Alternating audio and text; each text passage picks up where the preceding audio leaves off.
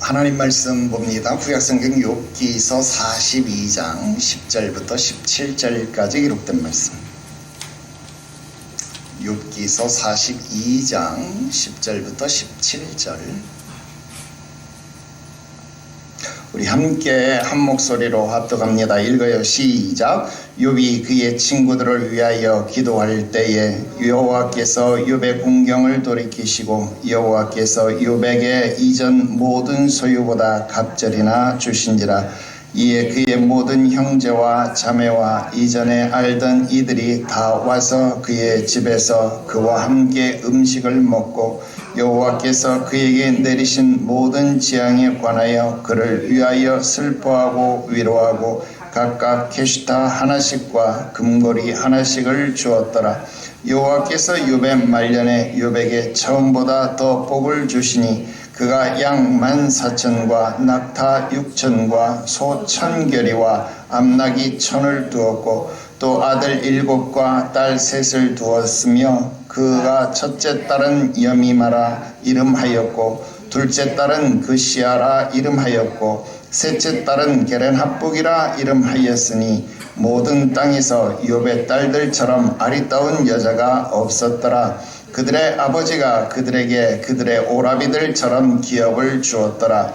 그 후에 욥이 140년을 살며 아들과 손자 4대를 보았고 욥이 늙어 나이가 차서 죽었더라. 아멘. 할렐루야. 2025년도 우리 교회는 신앙교육의 주제를 귀로만 듣던 하나님이 눈으로 경험되는 공동체다, 그렇게 정했습니다. 그리고 이 일을 위해서 우리 교회는 2025년도 4가지 신앙의 목표를 설정을 했습니다.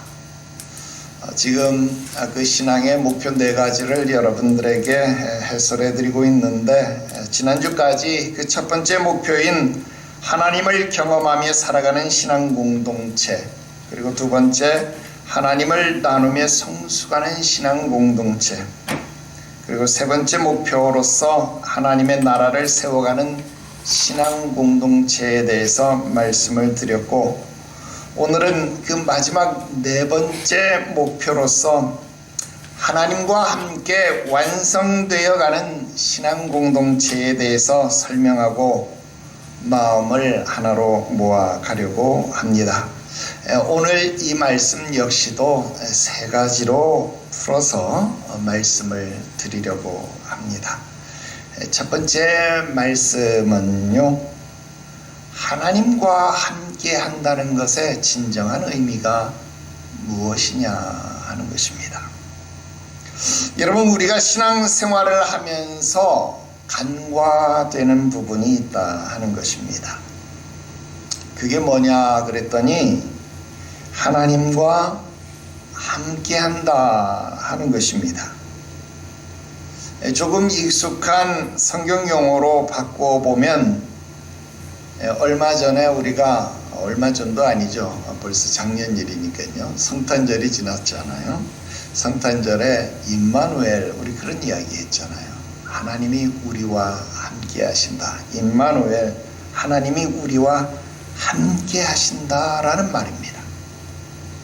그런데 우리는 이 말의 의미를 알고 있으면서도, 임마누엘이라는 말, 그 말의 의미를 알고 있으면서도 불구하고 하나님이 우리와 함께 하신다라는 그 사실을 온전히 깨닫지 못한다라고 하는 겁니다. 이것을 다시 올해 우리 교회 주제 성구의 형식으로 바꾸어 보면, 여러분, 임마누엘이라고 하는 말에 대해서 우리가 귀로써 듣고 알고는 있는데, 임마누엘이라고 하는 말을 우리가 귀로 들어서 그 뜻이 무엇인지는 잘 알고는 있는데, 정작 우리와 함께 하시는 임마누엘의 하나님을 우리가 눈으로 경험하지 못하더라 하는 거예요. 눈으로 보지 못하더라 하는 것입니다.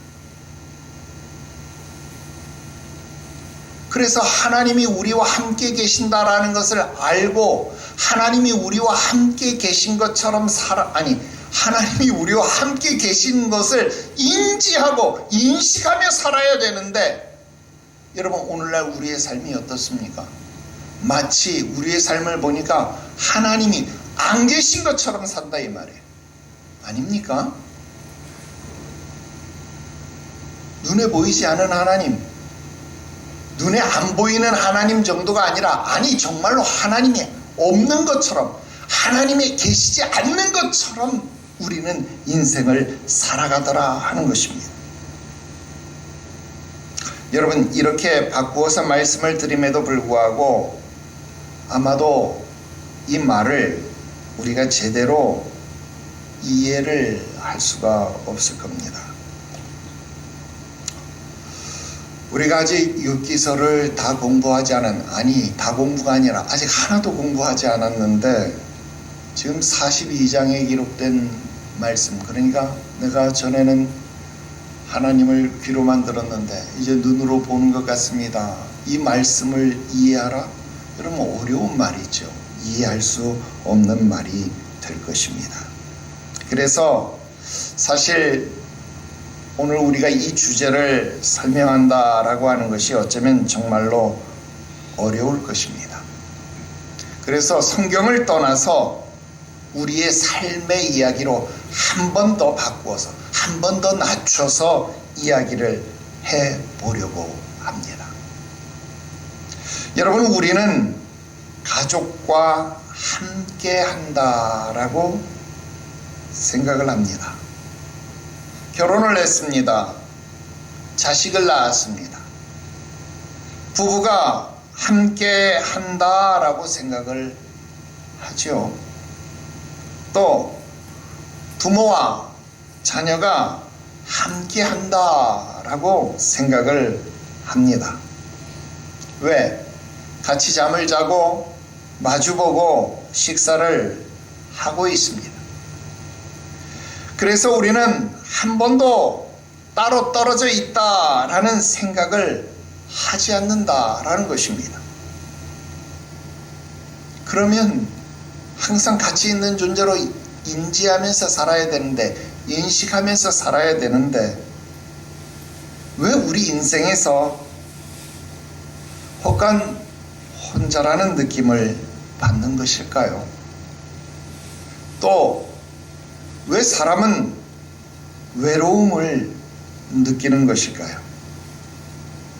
조금 더 치고 나가서 왜 상대방이 나를 이해해 주지 못한다라는 생각이 드는 이유는 도대체 무엇일까요? 부부 간에도 또는 부모와 자식 간에도 이런 생각, 이런 느낌이 많이 들 것입니다. 왜 그럴까요?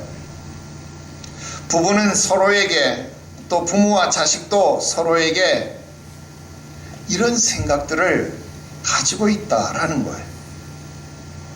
항상 같이 있는 존재라고 생각을 했는데 그 항상 함께 하고 있다라는 느낌이 때로는 전달되지 않는다라는 거예요.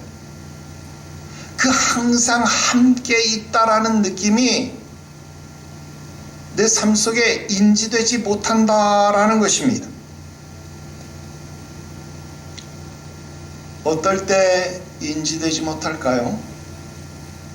아까 이야기했지만 외로움을 느낄 때, 혼자라는 느낌을 받았을 때가 바로 그럴 때가 아닐까요? 다시 욥기서 말씀으로 돌아가 보겠습니다. 욥기서에서 우리는 욥과 그 세 친구들이 열심히 논쟁하는 모습을 보게 됩니다. 그 논쟁의 주제는 욥이 잘못했기 때문에 하나님이 욥에게 형벌을 내리시고 욥을 떠나가셨다라는 겁니다. 그러니까 지금이라도 욥, 네가 잘못을 회개하고 돌이키고 네가 행동을 똑바로 한다면 하나님이 너를 회복해 주실 거야. 하나님이 다시 너에게 은혜를 베풀어 주실 거야. 그러면 너의 시작이 미약하지만 네 나중은 다시 창대해질 거야. 우리가 좋아하는 그런 말씀들, 그 아주 주옥 같은 말씀들을요, 그렇게 나오는 거예요. 그렇게 교훈하는 거예요. 여러분, 욥의 친구들이 하는 이런 주장들은요, 신앙적 전통으로 보아도 또 교리적 신학적 전통으로 보아도 하나도 틀림이 없는 말들입니다. 그래서 욥기서에는 아까도 이야기했던 것처럼 정말 주옥 같은 말씀들이 너무나도 많이 나오는 겁니다. 그런데 하나님은요, 이들의 주장처럼 욥을 떠난 적이 없습니다. 하나님은 줄곧 욥의 편에 서 있었습니다. 다시 말해 하나님은 기존의 올곧은 체험, 전통, 교리로 하나님에 대해서 입으로만 나불대던 그 친구들 편에 서 있었던 것이 아니라 오히려 그 반대로 형벌을 받았다고 말하는, 고통을 당한다고 말하는, 혼자 있다라고 말하는 그 욥의 편에 서 있었다라는 겁니다.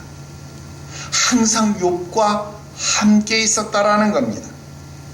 그런데 욥도 그 사실을 알지 못했습니다. 그 사실을 모르니까 욥이 뭐라고 말합니까? 야, 난 잘못한 게 없어. 나는 잘못한 게 없다라고 변명하기에 바빴다라는 거예요.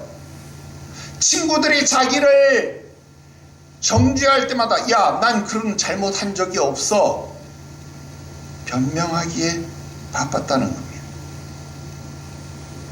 욥의 친구들은 어떻습니까? 하나님이 욥과 함께하고 있다라는 사실을 더 몰랐어요. 그러니까 욥을 정죄하는 일에 더 바빴다라는 겁니다. 하나님은 꼼짝도 안 하고 항상 욥과 함께 있었습니다. 욥기서 1장부터 욥기서 42장까지 하나님은 한 번도 욥을 떠난 적이 없습니다. 심지어는 사단이 하나님 앞에 가서 하나님, 저 욥 좀 시험해 봐야 되지 않습니까? 하나님이 복 주니까 하나님 앞에 잘하는 거 아닙니까? 한번 흔들어 보시죠. 그래, 네가 한번 마음대로 흔들어 봐. 그러나 욥의 생명은 건들지 마. 여러분, 최후의 순간까지도 하나님은 욥을 지키고 있었고, 최후의 순간까지도 하나님은 욥을 떠나지 않고 욥과 함께하고 있었다 이 말입니다. 그런데 욥도 몰랐고 욥의 친구들도 몰랐다 이 말이에요.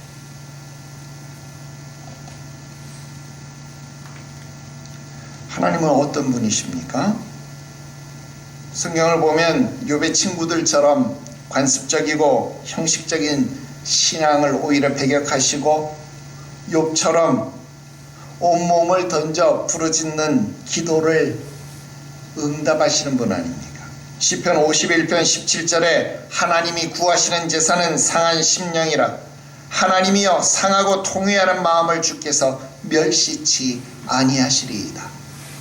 하나님은 오히려 그런 기도를 들으시는 분 아니십니까? 하나님은 한 번도 욥을 떠나지 않았다. 여기 주목해야 합니다. 자, 다시 가정 이야기로 또 돌아가 볼게요. 우리는 언제 가족의 존재를 재발견하나요? 이건 내 주관적인 입장인지는 모르겠는데, 가족이 내 편이 되어줄 때 내 옆에 있는, 나와 항상 함께 있는, 내가 어려울 때, 내가 힘들 때 언제나 힘이 되어주는 가족을 인지하는 것 아닙니까? 욥의 경우도 그렇더라 하는 겁니다. 우리가 읽지는 않았는데요. 7절, 8절 말씀에 보면요. 42장 7절, 8절 말씀에 보면요. 하나님이 그 욥의 세 친구들을 질책하셨어요. 그리고 9절에 보면 하나님이 욥을 기쁘게 받으셨다. 그렇게 말합니다. 7절에 여호와께서 욥에게 이 말씀을 하신 후에 그랬어요. 그런데 여러분 아무리 봐도 42장만 보면 하나님이 무슨 말씀을 하셨는지 안 나와요. 그러니까 여러분 이렇게 하면 무슨 말인지 몰라요. 여러분 아직 여러분들이 욥기서를 안 배웠으니까 이게 무슨 말인지 모르죠. 이 말씀은 뭐냐면 38장부터 41장까지가 하나님이 하신 말씀이에요. 그 말씀을 하신 후에 이 7절 말씀은요 41장 34절 말씀 끝난 다음에 나오는 말씀이 이 7절 말씀이에요. 그러니까 38장부터 41장까지 말씀하시니까 욥이 그때야 비로소 1절부터 42장 1절부터 6절까지의 회개가 나오는 거예요. 하나님이 말씀하시기 전에는 하나님이 항상 함께하는 것을 깨닫지 못했는데 알지 못했는데 그냥 하나님이 함께하신다는 것을 귀로만 들었었는데 이제는 눈으로 하나님이 함께 계신다는 사실을 아니 그것도 늘 항상 함께 하신다는 사실을 알게 되었다는 거예요. 그리고 7절은요 그래서 이 41장 다음에 이어진 말씀이다. 여호와께서 욥에게 이 말씀을 하신 후에 이제 하나님은요 엘리바스와 그 두 친구들 소발 빌닷에게요 진노를 하시는 거예요. 욥의 편을 들어주시는 거예요. 그러자 9절에 그토록 자기를 지적하고 공격했던 친구들이요 욥에게 잘못을 고백하고 용서를 구하는 거예요. 자, 여러분 욥기서가 42장인데 1장 뭐 좀 지나서 이제 3장부터 막 이제 이런 일들이 일어나니까 변론이 시작되니까 여러분 3장부터 막 그렇게 자기를 정죄하기 바빴던 친구들이 너 이 자식아 너가 그렇게 사니까 이런 일 당한 거 아니야? 욥에게 와서 막 퍼붓던 자들이 아유 욥 미안해 잘못했어 내가 몰라서 그랬어 이렇게 해야 되니까 여러분 지금 욥이 어때요? 거봐만 내가 맞잖아 이렇게 할 거 아닙니까? 속이 시원할 거 아닙니까? 하나님이 자기 편 들어주니까 통쾌하고 시원해야 될 것 아닙니까? 그런데 지금 욥이요 통쾌해 합니까? 시원해 합니까? 아닙니다. 기뻐하지도 않고 자고하지도 않습니다. 그냥 하나님 말씀대로 묵묵히 친구들을 위해서 기도할 뿐입니다. 이유가 뭐냐? 욥이 완성되어져 갔기 때문에 그렇습니다. 뜬금없죠? 욥기서 아직 안 배웠으니까 그냥 막 통과된 거예요. 나중에 이제 우리 다 배우면 다 알아요. 나의 가는 길을 그가 아신대잖아요. 그가 나를 단련하신 후에 내가 어떻게 된다고요? 정금처럼 완성된다는 거예요. 완성되었기 때문에 지금은 완성되었기 때문에 성숙해진 결과를 지금 보는 거예요. 옛날 같았으면 그렇게 변명하기 바빴던 욥이니까 야 나 잘못 없어 내 잘못 아니야 변명했던 욥이니까 거봐 내 말 마저 틀려 내 말 마저 틀려 막 이래야 될 욥이 하나님 앞에 3절 4절 막 이러다 보면 내가 무지한 말로 이랬습니다. 하나님 정말로 부끄럽네요. 완성되어진 욥은요 하나님 앞에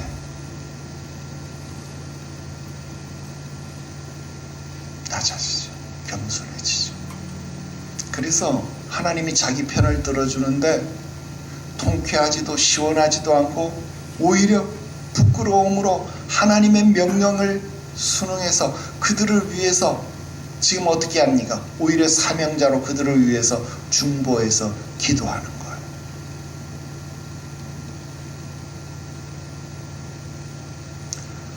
하나님은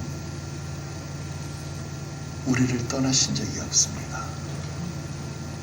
하나님은 임마누엘, 하나님이 너희와 항상 함께 하신다. 우리와 함께 하시는 하나님이시잖아요. 근데 내가 그것을 깨닫지 못했을 뿐이지, 하나님은 항상 나와 함께 가신다. 나와 항상 함께 하신다라는 이 사실을 여러분 잊지 마시기를 바랍니다. 여러분, 가족이 무엇입니까? 가족은 보이지 않아도 하나님처럼, 하나님과 똑같다는 건 아닙니다. 가족은 하나님처럼 보이지 않아도, 들리지 않아도, 만져지지 않아도 가족은 항상 든든하게 함께 있는 존재예요. 부모는 항상 그렇게 함께 있는 존재예요. 그래서 가족이에요. 그래서 부부예요. 그래서 아버지예요. 그래서 어머니예요. 그래서 자식이에요. 여러분, 이 사실을 깨달을 수 있게 되시기를 바랍니다. 조금 더 확장시켜 봅시다. 교회에서 한 지체를 이루었다. 한 가족이 되었다. 무엇입니까? 우리는 그런 존재가 되어야 합니다. 멀리 떨어져 있어도 걱정되고, 기도가 되어지고, 사랑이 되어지고, 그런 존재가 되어져야 합니다. 그게 함께하는 신앙 공동체입니다. 여러분은 그런 사랑으로 묶여져 있어야 합니다. 하나님이 우리를 그렇게 사랑하시고 우리가 그렇게 서로 사랑하는 것입니다. 두 번째 말씀 드립니다. 완성되어가는, 즉 성화되어가는 신앙생활이 무엇이냐 하는 겁니다. 자, 오늘 우리가 읽은 본문의 말씀은요, 우리가 일반적으로 성도들이 많이 좋아하는 말씀이죠. 왜냐하면 갑절의 축복, 갑절의 회복을 말하기 때문입니다.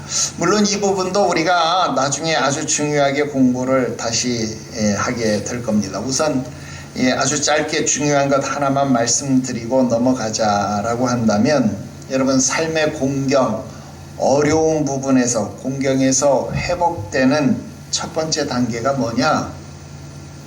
용서입니다. 여러분, 욥은 친구들에게요, 돌이킬 수 없을 만큼의 큰 상처를 받았습니다. 그죠? 지금 분열된 이 나라를 회복시킬 수 있는 유일한 해결책이 있다면 그게 바로 용서입니다. 포용이 아니라 용서입니다. 포용을 위해서 용서가 필요합니다. 왜냐하면 용서가 안 되면 포용이 안 되기 때문에 그렇습니다. 부부 간에도, 부모와 자식 간에도 용서가 필요합니다. 하나님이 우리를 용서하심처럼 우리가 용서하지 않으면 우리의 반목은 지속되고 회복되지 않습니다. 그런데 용서가 쉽지 않습니다. 나도 잘 안 됩니다. 너무너무 힘이 듭니다. 왜냐하면 너무 많이 아팠기 때문에 그래요. 아픔이 크면 클수록 용서가 더더욱 어렵습니다. 욥이요, 굉장히 많이 아팠습니다. 욥이 왜 이렇게 많이 싸웠는지 압니까? 왜 욥이 42장 내내 새 친구와 열심히 두 사이클을 돌아갈 때까지 여러분 1대3으로 왜 그렇게 열심히 싸웠는지 압니까? 그만큼 아팠기 때문에 그래요.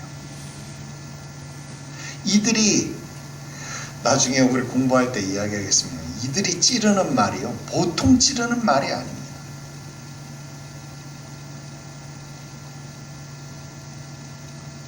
그렇게 아팠기 때문에 열심히 싸운 겁니다. 그게 3절의 고백입니다. 42장 3절의 고백입니다. 무지한 말로. 그래, 지금 그걸 후회하고 있는 거예요. 부끄러워하고 있는 거예요. 4절은 이제 그 친구들과 논쟁을 벌일 것이 아니라, 내가 그 친구들하고 이렇게 무지한 말로 막 이렇게 싸웠는데 이제는 그렇게 안 하겠다는 거예요. 앞으로는 그렇게 안 하겠다는 거예요. 4절은 뭐예요? 이제 그 친구들과 논쟁을 벌일 것이 아니라 누구에게만 묻겠다는 거예요? 하나님께만 묻겠다는 거예요. 내가 하나님께만 묻고 하나님께만 답변을 듣겠다는 거예요. 저들과 묻고 말하면, 저들과 대화하면 뭐만 돼요? 싸움만 되니까 저들과 묻고 말하지 않고 누구에게만? 하나님께만 묻고 답하겠다는 거예요. 하나님과만 함께 하겠다는 거예요. 어디서 나온 경험이에요? 38장부터 41장까지. 우리 아직 공부 안 한 거예요. 38장부터 41장까지 하나님이 말씀하심을 통해서 욥이 지금 너무너무 잘 깨달은 거예요. 그러니까 38장부터 41장의 말씀처럼 나를 교훈해 달라는 겁니다. 그러다 보면 내가 잘 알지 못했던 하나님을 내가 더더욱 잘 알게 될 것이다 라는 겁니다. 바로 그게 5절이에요. 그래서 내가 귀로만 듣던 하나님을 눈으로 보게 된 거라는 거예요. 38장부터 41장까지를 알게 되니까, 와, 내가 전에는 하나님에 대해서 귀로만 들었는데 이제는 눈으로 보는 것 같습니다. 그러므로 하나님과 함께 하니까 이제 내 신앙이 완성되어 간다 하는 거예요. 내 인격이 완성되어 간다는 거예요. 내 삶이 완성되어 간다 하라는 거예요. 그렇게 지금 고백하고 있는 겁니다. 욥의 회복, 즉 완성되어 가는 순서도요, 주목해 볼 필요가 있습니다. 가장 먼저 회복되는 거는요, 사회적 관계가 회복되는 거예요. 11절 말씀에 보면 그의 고통을 보고 떠나갔던 형제와 자매들이 그에게 돌아왔다 그랬어요. 여러분 10절에 보면 소유를 갑절이나 주셨다, 그러니까 먼저 뭐 그냥 이런 경제적 회복이 이루어졌다, 여러분 아닙니다. 10절은 선언적 내용이고 그 선언적 내용이 어떻게 갑절이 되었는지는 그 다음에 나오는 거예요. 그러니까 11절부터가 그 내용이에요. 자, 11절에 보니까 그를 떠나갔던 형제와 자매들이 다시 그에게 돌아온 거예요. 내가 하나님과 더불어 화목해지니까, 하나님과 더불어 완성되니까, 내가 하나님과 더불어 함께 하게 되니까, 하나님과 완성되니까 나의 인간적인 관계, 사회적인 관계도 완성되는 거예요. 반목했던 자들이 화목하게 되는 거예요. 그 다음 경제적 회복이 이루어지는 거예요. 12절에 보면 뭐 이제 뭐가 어떻게 여러분 낙타가 어떻게, 여러분 정확하게 보면요 1장에 나온 이야기에 딱 2배씩이에요. 낙타도 2배, 양도 2배, 뭐도 2배, 다 2배씩이에요. 그러니까 갑절의 축복이죠. 근데 갑절의 축복, 여러분 갑절하니까 2배, 여러분 우리가 2배만 받는다, 여러분 이런 의미 아니에요. 여러분 엘리사가 엘리 앞에 내가 당신의 갑절의 영감을 받기를 원합니다, 그러니까 내가 갑절 꼭 2배로 내가 영감을 받겠습니다, 이런 의미 아닙니다. 여러분 이 갑절의 의미는 무슨 말입니까? 꼭 2배여서 2배 그런 갑절 이런 의미가 아니라 내가 인지할 수 있을 만큼, 내가 인지할 수 있을 만큼의 양, 그 정도, 그 정도의 양을 말하는 거예요. 내가 경험하고 내가 충만하게 느껴지는 그런 양의 축복을 말하는 겁니다. 그런 회복이 나에게 임하여졌다라는 거예요. 세 번째는 가정도 회복이 됐습니다. 근데 자식은요, 예전에 1장에서도 보면 10명이었잖아요. 10명이 한꺼번에 지붕 무너져서 죽었잖아요. 근데 지금 회복 또 몇 명이에요? 10명이. 그런데 1장하고 비교를 해보면 특이한 게 뭐냐면 1장에는요 자식들 이름이 나오지 않아요. 근데 지금 42장에는 자식들, 그것도 누구의 이름이 나와요? 딸들의 이름이 나와요. 딸들의 이름. 여러분, 아들의 이름이 나왔다 그러면 우리가 뭐 족보를 많이 공부했었으니까 알지만은 여러분, 딸들의 이름은 흔히 나오는 거 아니잖아요. 그죠? 근데 딸들의 이름이 나왔다. 이건 굉장하잖아요. 그리고 이게 뭐라고 이야기해? 그 딸들도 오라비처럼 뭘 줬다고요? 기업을 줬대요. 여러분, 우리가 매번 이야기했지만 욥은 누구와 동시대 사람이라고요? 아브라함하고 동시대 사람이라고요. 근데 여러분, 여자들이, 딸들이 기업을 받은 건 언제 이루어졌어요? 모세시대 슬로브 핫의 딸들이, 우리 아버지가 자식이 없고 아들이 없이 죽었으니까 그 기업 땅이 없게 이제 땅이 없어지게 됐으니까 우리 딸들 앞에 아버지 땅 주세요. 그러니까 야, 그럼 너네 다른 데 시집 가버리면 그 땅이 다른 지파 앞에 넘어가는, 그러면 안 돼. 그러니까 그러면 너네는 평생 이 지파에만 속해서 시집 갈래? 예, 우리 그렇게 하겠습니다. 그 손해를 감수하기로 하고 합의복, 그 다 기억나죠, 여러분? 그렇게 해서 슬로브 핫의 딸들에게도 기업이 돌아갔다. 기억 안 나는 거 아니죠?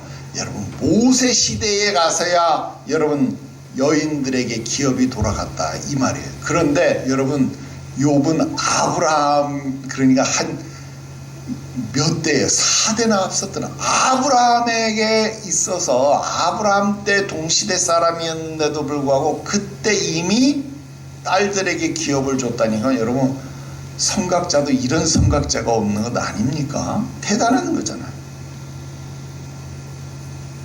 그리고 마지막으로 욥은요, 건강도 회복이 됐습니다.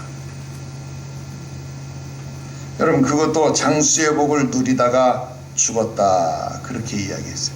여러분, 욥이 고난을 당할 때가 몇 살인지 모르지만 이때부터 몇 살을 더 살았다고요? 140년을 더 살았대. 그리고 4대를 보았고 장수를 누리다가 기한이 차서 죽었다. 여러분, 이런 회복에 대한 교훈도 나중에 더 자세히 살펴보겠습니다. 자, 우선 지금 중요한 것은 욥이 하나님과 함께 완성되어 가고 있다라는 겁니다. 회복되어 가고 있다라는 겁니다. 성숙해 가고 있다라는 겁니다. 복을 받았다라는 그것입니다. 오늘 우리가 읽은 본문, 그러니까 욥기서 서론, 욥기서 1장에 있는 1장 1절부터 5절까지 내용과 매우 비슷하잖아요. 자, 욥은 동방의 거부였다, 부자였다, 그는 완전한 사람이었다. 우리 1장에서 살펴봤죠. 아직 공부는 안 했지만 우리 한번 읽고 지나갔잖아요. 자, 그때 1장 욥기서 1장에 나오는 욥도 어떤 사람이었어요? 큰 재력가였고 부자였습니다. 가정적으로도 자손들이 10명이나 되었고 많은 가족을 거느린 그런 사람이었습니다. 종교적으로도 어떤 사람이었어요? 날마다 그 자식들의 명수대로 하나님 앞에 제사를 잘 드리는, 하나님을 잘 섬기는 그런 사람이었어요. 하나님이 인정할 만한, 그래서 사단 앞에 네 마음대로 시험해봐 라고 말할 수 있을 정도로, 하나님이 인정할 만할 정도로 하나님 앞에 인정받는 그런 사람이었다라는 겁니다. 자, 42장의 욥은 어떤 사람입니까? 지금 모든 게 회복되니까 지금 욥은 다시 부자가 됐습니다. 자식도 다 회복이 됐습니다. 건강도 다 회복이 됐습니다. 신앙도 다 회복이 됐습니다. 자, 그럼 끝입니까? 그때랑 지금이랑 똑같으니까, 아니 그때보다 지금은 갑절이나 더 복을 받았으니까 지금은 더 좋은 것이다, 그러면 끝입니까? 아닙니다. 이렇게 이야기할 거라면 우리는 욥기서를 배울 필요가 없습니다. 여러분, 1장에서의 욥과 42장에서의 욥은 차이가 있습니다. 1장에서의 욥의 축복은 어떤 축복이었어요? 한 방에 무너지는 축복 아니었습니까? 맞아요, 안 맞아요? 한 방에 허망하게 무너지는 축복이었다라는 겁니다. 분명 그때도 지금도 욥은 하나님과 함께 있었습니다. 그럼에도 불구하고 그때의 축복은 이유를 불문하고 금방 한순간에 무너져 버렸습니다. 왜요? 그때의 욥은 하나님에 대해서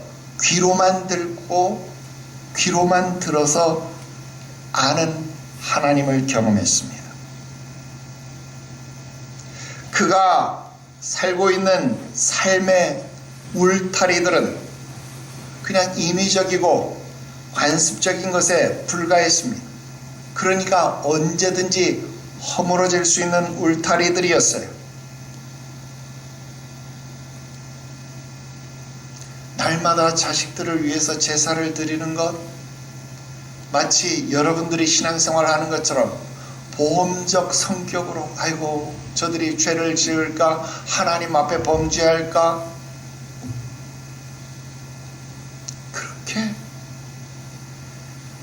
그렇게 제사를 드리는 신앙이었습니다.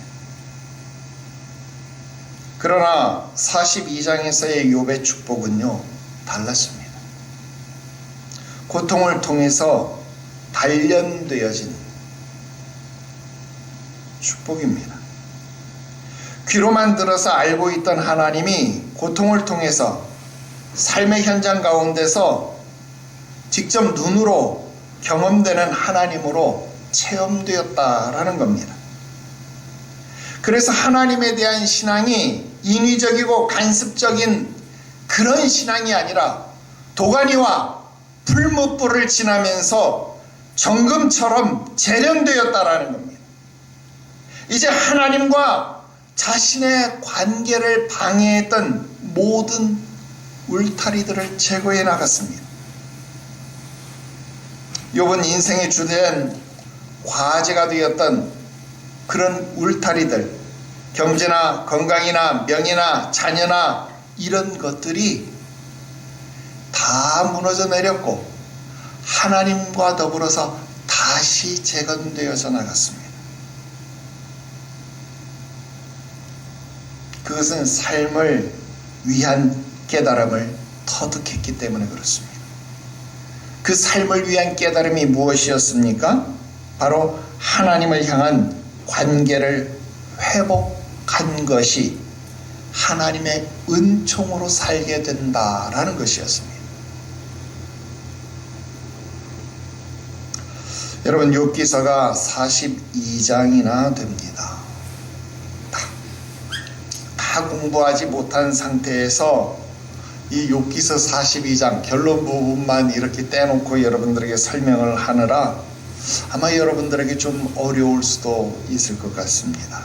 그러나 올해가 다 지나면 아마 여러분들이 욥기서가 이런 말씀이었구나, 여러분들이 다 이해할 수 있을 것이라 생각이 됩니다. 매주일 여러분들에게 주시는 주의 말씀에 귀를 기울일 수 있게 되시기를 바랍니다. 아직 이해 못해도 괜찮아요. 이 정도만 맛보고 지나갑시다. 마지막 세 번째 말씀 드립니다. 하나님과 함께 완전해지기 위한, 완성되기 위한 구체적 실천 방안입니다. 2025년도 우리 교회는 하나님과 함께 완성되어지는 신앙 공동체 구현을 위해서 두 가지 실천 방안을 진행하려고 합니다. 첫 번째는 내 생애 처음 전도를 실천하자 하는 겁니다. 여러분, 전도하기를 말하지 않는 교회는 없습니다. 그런데 우리 교회 전도는 조금 다른 표현을 사용하려고 합니다. 내 생애 처음이라는 수식어를 붙였습니다. 그동안 우리는 이벤트성 전도 초청 많이 해봤습니다. 그러나 효과가 없음도 보았고 또 우리 교회 이름과도 맞지 않습니다. 제자 삼는 교회니까 여러분, 제자를 세워야 합니다. 진짜 전도를 해야 할 사람, 전도가 될 만한 사람, 나와 함께 교회에 다닐 수 있는 사람을 주 앞에 세워야 합니다. 엘리바스, 빌닷, 소발 같은 자여도 결국 내가 그를 위하여 중보하고 기도하면 주의 음성을 듣고 회개할 수 있는 사람이 될 수 있습니다. 그리고 비굴하게 저자세로 복음 전하지 말고 좀 무식하게 너 예수 안 믿으면 죽어. 예수 믿어야 돼. 나랑 교회 가자. 그렇게 복음을 좀 전해보십시오. 또 때로는 반대로 하십시오. 여러분들이 욥이 되려고 하지 말고 여러분들이 엘리바스가 되십시오. 여러분들이 빌닷이 되고 여러분들이 소발이 되십시오. 그래서 당당하게, 야, 너 행동 똑바로 해라. 너 행동 똑바로 해야 너의 시작은 미약하지만 네 나중은 창대해질 것 아니냐. 이렇게 가서 복음 전하십시오. 야, 너 행동 똑바로 하고 너 금덩어리를 저 오빌의 돌같이 여겨라. 그래야 하나님이 너를 회복시켜주고 네가 복을 받을 것이다. 그러면 좀 이렇게 가서 복음을 전하십시오. 그래야 어떻게 되겠어요? 그 사람이 욥이 될 것 아닙니까? 때로는 여러분이 욥이 되고 때로는 그 사람이 욥이 되도록 하십시오. 새 친구처럼 주일 성수도 11조도 처음부터 가르치십시오. 제대로 믿으라고 말입니다. 어영부영 믿을 거면 나하고 관계 끊고, 제대로 믿을 거면 우리 목사님 한번 나랑 같이 만나보자. 밥 한번 먹자. 여러분, 그렇게 말하고 교회로 인도하십시오. 많이도 하지 말고 딱 한 사람만 하십시오. 그리고 일평생 전도하지 마십시오. 주님 앞에 가서 너 왜 한 사람만 했냐면, 우리 목사님이 그렇게 하라 그러던데요. 이렇게 말하십시오. 그리고 딱 한 사람만 하십시오. 그리고 천국 가십시오. 올해는 여러분들이 꼭 이 일의 성공자가 되시기를 바랍니다. 이게 왜 중요하냐?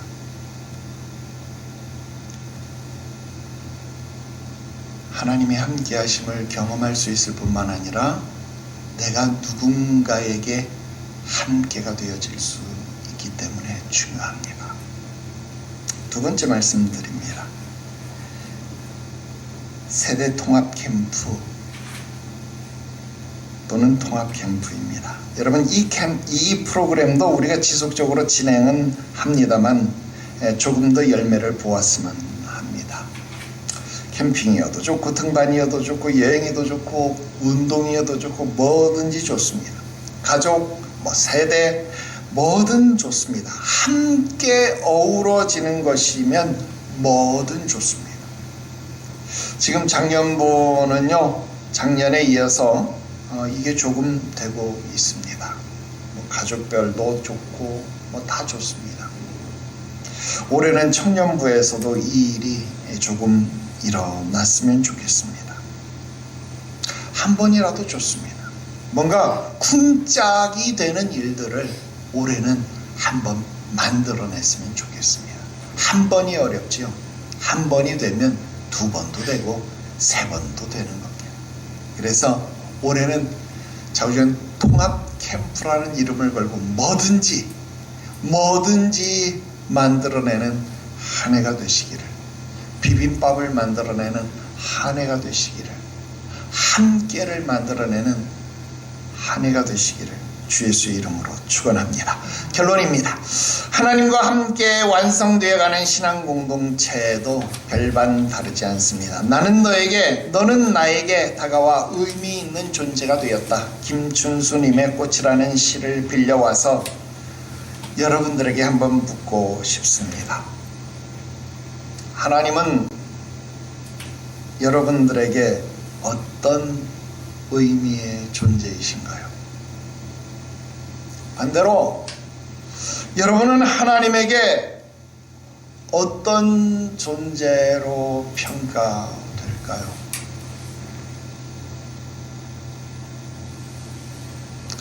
스바냐서 3장 17절 말씀 제가 한번 읽어드릴게요. 너희의 하나님 여호와가 너희의 가운데 계시니 그는 구원을 베푸실 전능자시라. 그가 너로 말미암아 기쁨을 이기지 못하시며 너를 잠잠히 사랑하시며 너로 말미암아 즐거이 부르며 기뻐하시리라. 아멘. 여러분은 하나님의 기쁨이요 하나님의 사랑의 대상이 맞습니까? 하나님이 여러분들을 사랑하셔서 그 사랑을 잊지 못하시는 그런 분이 되시기를 주 예수의 이름으로 축원합니다. 이제 주님과 함께 동거동락이 아니라 동고동락하면서 완성돼 가시기를 바랍니다. 여러분들은 찬송가 95장의 가사를 진짜 고백할 수 있습니까? 나의 기쁨 나의 소망 되시며 나의 생명이 되신 주.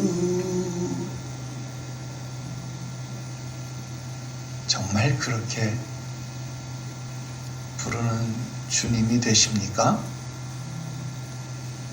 그런 주님으로, 그런 형상으로 완성돼 가시기를 바랍니다. 그의 나라로, 그의 소유로 완성돼 가시기를 주 예수 이름으로 축원합니다. 기도드립시다. 거룩하신 하나님 아버지, 2025년도 우리 교회의 이 놀라운 축복의 말씀으로 우리를 품으시니 감사드립니다.